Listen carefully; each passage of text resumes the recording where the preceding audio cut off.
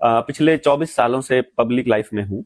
2004 में पहली बार मैं डिस्ट्रिक्ट प्रेसिडेंट बना अपनी टीचर यूनियन का। तो पिछले 20 सालों से मैं समाज के एक अच्छी खासी जगह पर मैं बात करता हूँ और 9 साल से मैं कंटिन्यूअसली सुबह से लेकर रात तक लोगों के बीच रहता हूँ।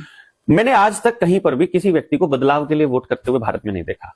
अच्छा, जिन लोगों को अक्ल है ना, जैसे आप जैसे लोग पॉडकास्ट कर रहे हो और सारी चीजों को समझ रहे हो और मेरे जैसा आदमी रिसर्च कर रहा है, हमारे पास तो वोटिंग के दिन टाइम ही नहीं होता है वोट करने का।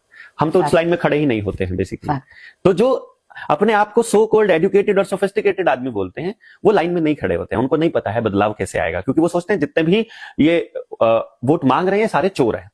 फिर रह गया मिडिल क्लास आदमी, वो वोट इसलिए डाल रहा है क्योंकि उसके गांव का, उसके मोहल्ले का आदमी किसी नेता का पालतू कुत्ता है। वो उसके पीछे पीछे घूमता रहता है, तो वो दो मिलाता है, तो उसे अपना काम, उसको वोटें मिलती रहती है, उसको ठेका मिल जाएगा, उसको कहीं से पैसा मिल जाएगा।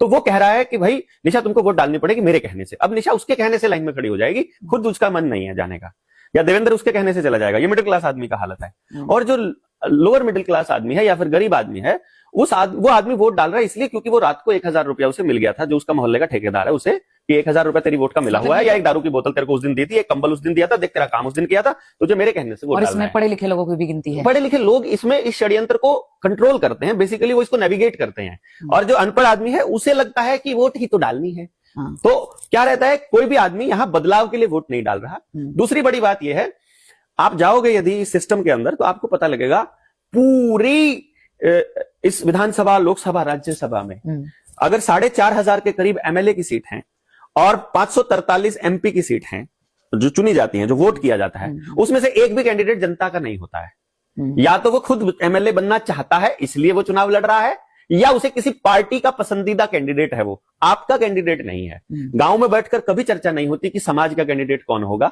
देश के लोगों का कैंडिडेट कौन होगा, उस कैंडिडेट के मुद्दे क्या होंगे, वो क्या करेगा बनने के बाद। और ना ही कोई भी कैंडिडेट बनने से पहले कुछ बताता है अपना कोई फ्रेमवर्क कि मैं ये करूंगा, और अगर कोई बता रहा है तो बनने के बाद वो करता नहीं है। तो इसलिए सब अंधेरे में अंधे तीर या तुक्के मार रहे हैं, जिसका लग जाए, जिसका ना लगे।